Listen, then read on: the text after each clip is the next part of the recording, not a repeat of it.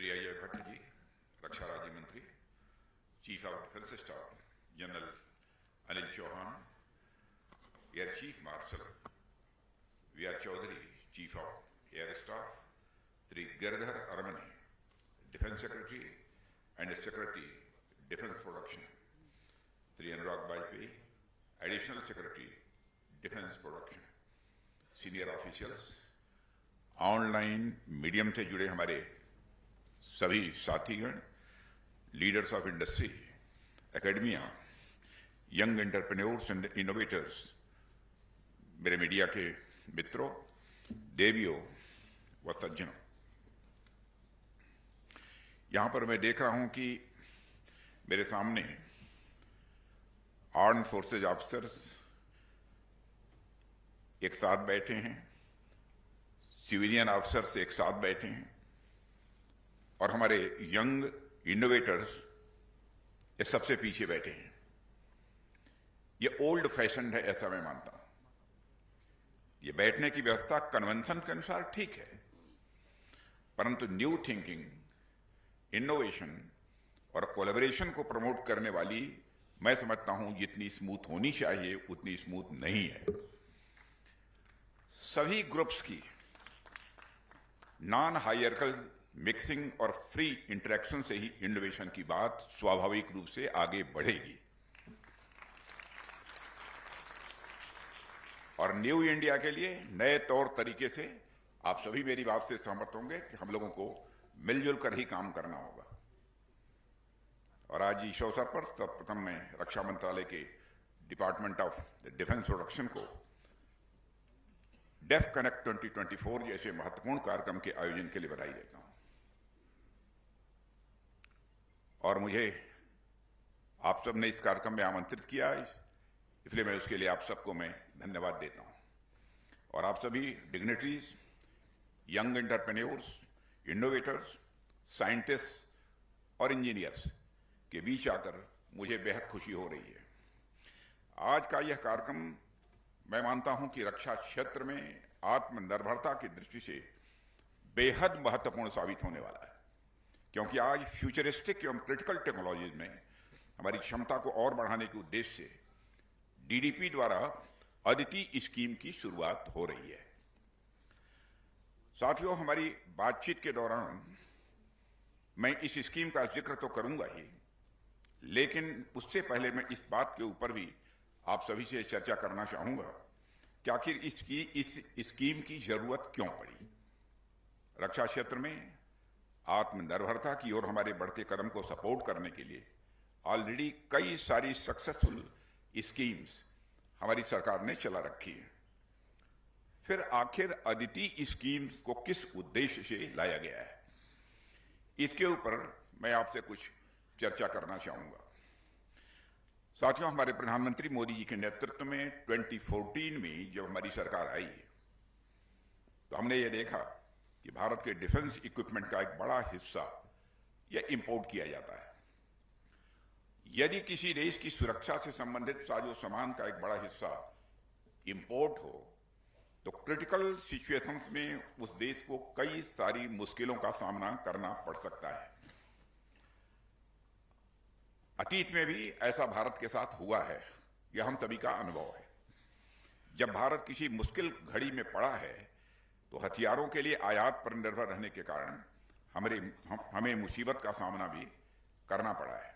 इसलिए सरकार में आने के साथ ही हम सभी ने इस बात पर जोर दिया है कि एक राष्ट्र के तौर पर हम आयुध आयात यानी इक्विपमेंट्स के आयात पर यानी इंपोर्ट पर निर्भर लंबे समय तक नहीं रह सकते हैं।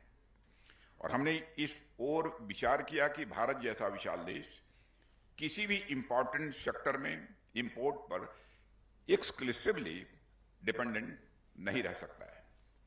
यदि हम डिफेंस इक्विपमेंट और आर्म्स का सिर्फ इंपोर्ट करेंगे तो यह डिफेंस सेक्टर में हमें दूसरे देशों पर डिपेंडेंट बनाएगा और हमारी यह डिपेंडेंसी हमारी स्ट्रेटेजिक ऑटोनॉमी के लिए बहुत ही घातक सिद्ध हो सकती है। बिना सेल्फ रिलायंस के हम ग्लोबल इश्यूज पर अपने नेशनल इंटरेस्ट के अनुसार इंडिपेंडेंट पोजीशन किसी भी सूरत में नहीं ले सकते। और इसलिए हम स्ट्रेटेजिक ऑटोनॉमी तभी मेंटेन कर पाएंगे जब आर्म्स एंड इक्विपमेंट खुद हमारे देश में हमारे ही लोगों के हाथों से यह बनाया जाए। और हमने इस ओर काम भी किया है और हमें इसके सकारात्मक परिणाम भी देखने को मिले हैं। 2024 के आसपास जहां हमारा domestic defence production approximately 44,000 crore रुपये था, वहीं आज हमारा डोमेस्टिक डिफेंस प्रोडक्शन बढ़कर 1 लाख करोड़ रुपए से अधिक का हो गया है। और यह लगातार आगे बढ़ता जा रहा है। और यह परिवर्तन अपने आप नहीं हुआ है, इसके लिए कॉन्शियस एफर्ट्स हुए हैं। और इसके लिए मैं विशेष रूप से अपने डिफेंस सेक्रेटरी, उनकी सारी टीम और अन्य सारे ऑफिशियल्स को इसके लिए मैं बधाई देना चाहता हूं। निश्चित रूप से यह बहुत ही टफ डिसीजन लिए गए हैं और स्टार्टअप्स को डिसरप्ट भी किया गया है। सरकार ने डिफेंस कैपिटल प्रोक्योरमेंट करने के लिए रक्षा बजट का 75% डोमेस्टिक कंपनीज से प्रोक्योरमेंट के लिए रिजर्व किया है। यह डोमेस्टिक कंपनीज को प्रमोट करने की दिशा में हमारा एक बहुत ही महत्वपूर्ण प्रयास है। जब हम इंडिजनाइजेशन की ओर आगे बढ़ रहे थे तो हमें यह बात रियलाइज हुई कि इंडिजनाइजेशन की इस यात्रा में जो सबसे महत्वपूर्ण बात है वह है state of the art defence technology पर अपनी पकड़ हासिल करना। क्योंकि जैसे जैसे समय बदल रहा है वैसे वैसे cutting edge technology defence sector में स्वाभाविक रूप से आ रही है और वारफेयर में टेक्नोलॉजी का महत्व भी ये बढ़ रहा है। अब टेक्नोलॉजी में महारत हासिल करने के लिए आप देखिए तो ब्रॉडली 2 तरीके होते हैं। पहला तरीका तो यह है कि हम दूसरे देशों से उस टेक्नोलॉजी को लें, उसे ग्रहण करें, या फिर दूसरा तरीका हमारा यह हो सकता है कि हम उस टेक्नोलॉजी को खुद ही डेवलप करें। हम दोनों ही तरीकों पर काम कर रहे हैं। ऑफसेट के अंतर्गत एफडीआई के माध्यम से ट्रांसफर ऑफ टेक्नोलॉजी के रूप में और लाइसेंसिंग के अंतर्गत कई देशों से हम टेक्नोलॉजी हासिल कर रहे हैं। लेकिन जब हम दूसरे देशों से टेक्नोलॉजी को एक्वायर करते हैं तो उसके साथ एक समस्या यह आती है कि दूसरे देश हमें उनकी बेस्ट टेक्नोलॉजी नहीं देते हैं। बेस्ट टेक्नोलॉजी देने से वो बचते हैं। आप खुद ही सोचिए, यदि आपके पास कोई देश टेक्नोलॉजी लेने आएगा तो क्या आप उसे अपनी बेस्ट टेक्नोलॉजी देंगे?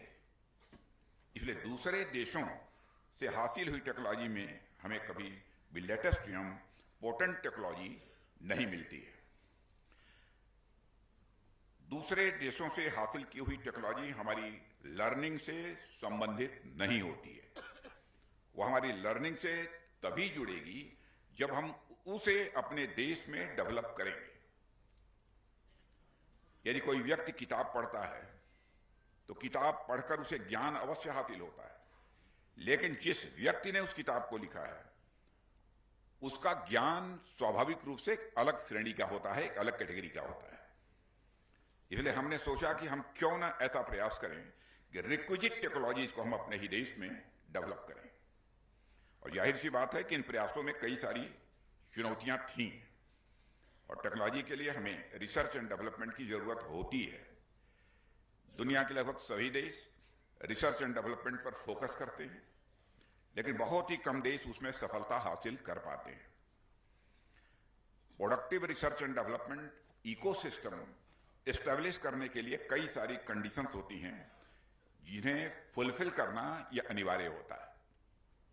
भारत इस मामले में सौभाग्यशाली है साथियों कि उसके पास एनर्जेटिक और स्किल्ड युवाओं की एक बहुत बड़ी वर्कफोर्स है जो भारत को लगातार टेक्नोलॉजी के क्षेत्र में आगे बढ़ाने के लिए पूरी तरह से कमिटेड है। साथियों, हमने इनोवेटिव आइडिया लाने वाले नौजवानों को प्रोत्साहित किया है और मैं यहां विशेष रूप से इनोवेशन फॉर डिफेंस एक्सेलेंस यानी आईडेक्स का जिक्र करना चाहूंगा। आईडेक्स को हम डिफेंस सेक्टर में इनोवेशन तथा टेक्नोलॉजी को बढ़ावा देने के उद्देश्य से लेकर आए हैं। इसके अंतर्गत हम इनोवेटिव सॉल्यूशंस लाने के लिए चैलेंजेस भी पोस्ट करते हैं और जो स्टार्टअप सेलेक्ट होते हैं उनको हम 1.5 करोड़ तक का एक फाइनेंशियल असिस्टेंस भी प्रोवाइड करते हैं। मैंने कई मंचों पर इससे पहले भी चर्चा किया है कि सरकार नौजवानों के लिए इनोवेटिव आइडियाज को प्रमोट करने के लिए पूरी तरह से कमिटेड है और आज फिर से मैं अपनी उसी बात को दोहराना चाहता हूं। मैंने पहले भी कहा था और आज फिर यह मैं कह रहा हूं और सिर्फ आप सबसे नहीं बल्कि मीडिया के मित्रों के माध्यम से अपने देश के करोड़ों नौजवानों से कहना चाहूंगा, यदि हमारे युवा एक कदम आगे बढ़ेंगे तो सरकार 100 कदम आगे बढ़कर उनकी मदद करेगी। और यह सिर्फ कहने की बात नहीं है, हमने अपने कार्यों से इसे सिद्ध भी किया है। हम आइडेक्स से बढ़कर आइडेक्स प्राइम लेकर आए और 1.5 करोड़ रुपए की मदद को बढ़ाकर 10 करोड़ रुपए तक किया है और इस पार्टनरशिप की सफलता को वाइडली रिकॉग्नाइज भी किया गया है। यह हमारे नौजवानों की मेहनत का ही परिणाम है कि आइडेक्स को प्राइम मिनिस्टर्स इनोवेशन अवार्ड से सम्मानित किया गया है। साथियों, हमारी डीपीएसयूज और सर्विसेज ने जितने भी चैलेंजेस दिए, हमारे युवाओं ने उसमें बढ़ चढ़कर हिस्सा लिया और सफलतापूर्वक उन चैलेंजेस को स्वीकार करके उसे अंजाम दिया। अब इस मुहिम में आइडेक्स प्राइम से भी आगे बढ़कर हम अदिति स्कीम को लॉन्च कर रहे हैं, उससे भी आगे बढ़कर, जहां हम अपने नौजवानों को तथा उनके स्टार्टअप्स को उनके इनोवेशन में मदद करने के लिए 25 करोड़ तक की हम मदद प्रोवाइड करेंगे। यह अनएक्सपेक्टेड है, कोई यह कल्पना नहीं कर रहा था कि इस सीमा तक सरकार तैयार होगी। जैसा कि मैंने अभी कहा कि हमारे नौजवान एक कदम चलें तो सरकार 100 कदम आगे बढ़कर उनके साथ खड़ी रही है। अब ये हमारे नौजवानों की जिम्मेदारी है कि वह 100 कदम आगे बढ़ें ताकि सरकार 1000 कदम आगे बढ़कर उनकी मदद करे। इस अवसर पर मैं डिपार्टमेंट ऑफ डिफेंस प्रोडक्शन को विशेष रूप से साधुवाद देना चाहता हूं और इसमें डिफेंस ऑफ प्रोडक्शन की जिम्मेदारी भी एक ही व्यक्ति संभाल रहे हैं, हमारे डिफेंस सेक्रेटरी गिरधर अरमने, कि उन्होंने न सिर्फ ऐसी स्कीम की शुरुआत की है बल्कि इस स्कीम के लिए जो नाम चुना है वह भी बेहद अद्भुत है। वैसे तो अदिति का full form acing development of innovative technology with iDEX है, लेकिन हमारी परंपरा में अदिति देवताओं की माता और उनके पालनकर्ता के रूप में जानी जाती है। जिस प्रकार हमारी परंपरा में अदिति ने देवताओं का पोषण किया है माता के रूप में, उसी प्रकार मुझे पूरा विश्वास है कि अदिति स्कीम हमारे नौजवानों की इनोवेशन को पोषित करेगी और भारत को टेक्नोलॉजी के क्षेत्र में और आगे लेकर जाएगी। और मेरी यह कामना है कि भारत को टेक्नोलॉजी के क्षेत्र में आगे बढ़ाने का जो दैवीय कार्य हमारे नौजवान इस समय कर रहे हैं, मैं इसे दैवीय कार्य कह रहा हूं या ईश्वरीय कार्य में कह रहा हूं, उन दैवी कार्यों की पूर्ति में उनको मां अदिति का मातृत्व हासिल हो, उनका आशीर्वाद मिले। साथियों, अदिति, आइडेक्स प्राइम जैसे तमाम प्रयास जो हम कर रहे हैं वो भारत को टेक्नोलॉजी के क्षेत्र में आगे बढ़ाने की उद्देश्य से तो किया जा रहा है, लेकिन उसके साथ साथ उसका एक और उद्देश्य है, वह है भारत को नॉलेज सोसाइटी के रूप में ट्रांसफॉर्म करना। और जैसा कि मैंने पहले भी जिक्र किया है, जैसे जैसे यह समय बदल रहा है, नई नई टेक्नोलॉजीज का आगमन हो रहा है और इसलिए यदि हमें एक डेवलप्ड कंट्री बनना है तो हमें टेक्नोलॉजिकल एज हासिल करना यह अति आवश्यक है। हमें अपने देश को एक नॉलेज सोसाइटी के रूप में ट्रांसफॉर्म करना होगा और ऐसे ट्रांसफॉर्मेशन में गवर्नमेंट की एक बहुत बड़ी महत्वपूर्ण भूमिका होती है। साथियों, हमेशा से हम ये देखते आए हैं, चाहे वो एग्रीकल्चरल डेवलपमेंट हो या इंडस्ट्रियल डेवलपमेंट हो या सर्विस सेक्टर की ग्रोथ हो, उसमें स्टेट के इंटरवेंशन का बहुत बड़ा महत्व होता है। महात्मा गांधी जी ने एक बार कहा था कि जो लोग धर्म को राजनीति से अलग करके देखते हैं, वह ना तो धर्म की अच्छी समझ रखते हैं, न तो राजनीति की अच्छी समझ रखते हैं।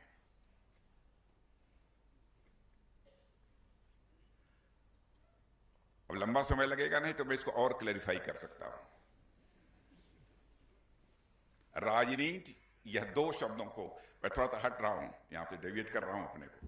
राजनीति यह दो शब्दों को मिलाकर बना हुआ है, राज और नीति। यह नीति संस्कृत के नए धातु से बना हुआ है, जिसका अर्थ होता है ले जाना, कैरी आउट।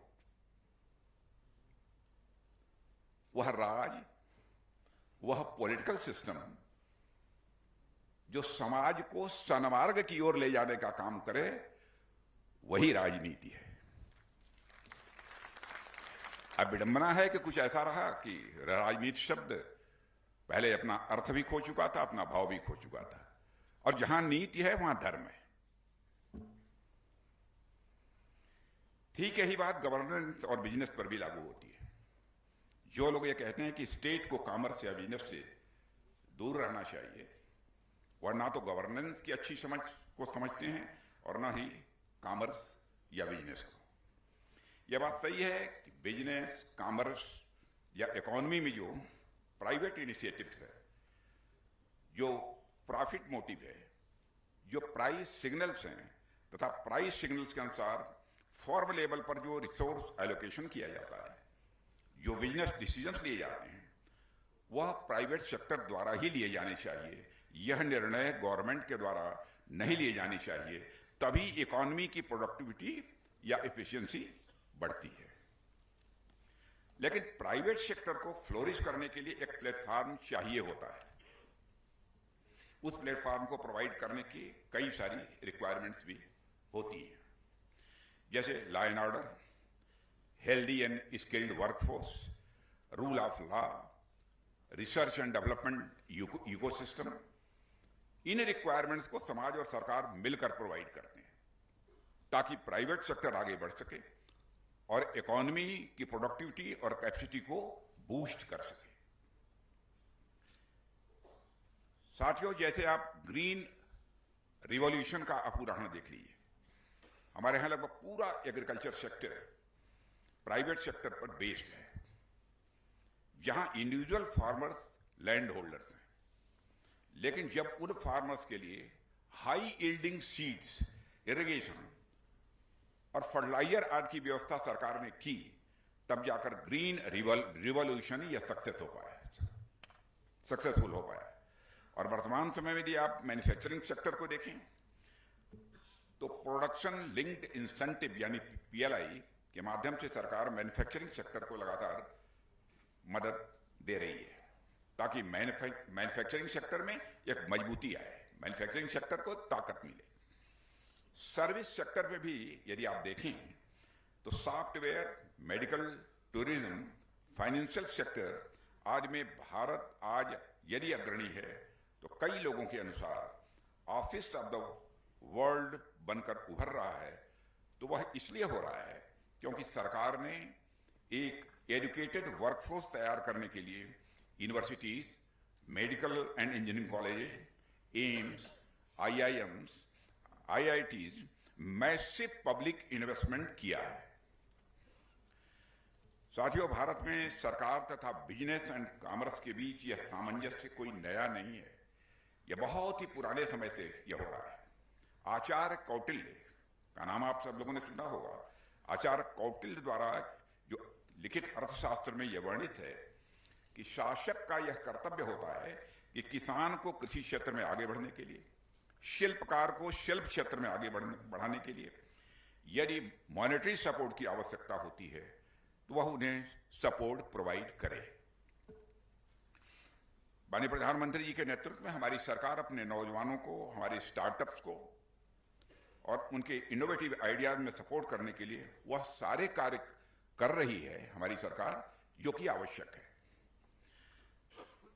साथियों, एक और बात कहकर मैं अपनी बात को यहां समाप्त करूंगा। जैसा कि आप सभी को मालूम है कि हमारी सरकार डिफेंस प्रोडक्शन सेक्टर को सेल्फ रिलायंट बनाने के लिए सदैव प्रयासरत है। हम लगातार पॉजिटिव इंडिजिनाइजेशन लिस्ट जारी करते चले जा रहे हैं, जिसके तहत हम कुछ ऐसे प्लेटफॉर्म एंड इक्विपमेंट्स को आइडेंटिफाई कर रहे हैं जिनको हम भारत में ही बना सकते हैं, उनका उत्पादन कर सकते हैं। और यह एक, मैं समझता हूं कि पॉजिटिव थिंकिंग है जो हमें आत्मनिर्भरता की ओर बढ़ा रही है।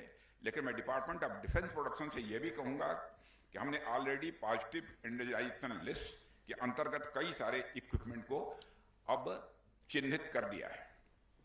पर इन सबसे आगे बढ़ते हुए मैं ये कहना चाहूंगा कि आने वाले 4-5 वर्षों में अब हमें एक ऐसी छोटी लिस्ट जारी करनी चाहिए जहां हम यह बताएं कि हम मात्र इन आइडेंटिफाइड प्लेटफॉर्म या और इक्विपमेंट को ही इंपोर्ट करेंगे।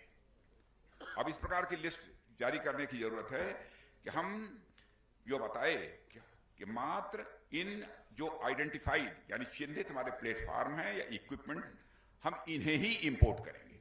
इस प्रकार की भी एक लिस्ट जारी करने की आवश्यकता है। अब हमें इंडिजिनाइजेशन के क्षेत्र में इतना आगे बढ़ना है कि हम भविष्य में पॉजिटिव इंडिजिनाइजेशन लिस्ट नहीं बल्कि नेगेटिव इंपोर्ट लिस्ट जारी करें। अब हम मात्र इन्हीं कुछ चीजों का इंपोर्ट करेंगे और जैसे हर नेगेटिव चीज को खत्म किया जाता है, हर नेगेटिव चीज को समाप्त किया जाता है, वैसे ही धीरे धीरे हम उस नेगेटिव इंपोर्ट लिस्ट को खत्म करने की ओर भी आगे बढ़ेंगे। साथियों, जब हमारे पास ऐसे स्किल्ड और एजुकेटेड वर्कफोर्स के रूप में नौजवानों की इतनी बड़ी संख्या हमारे पास है, तो हमें ऐसे महत्वाकांक्षी लक्ष्यों को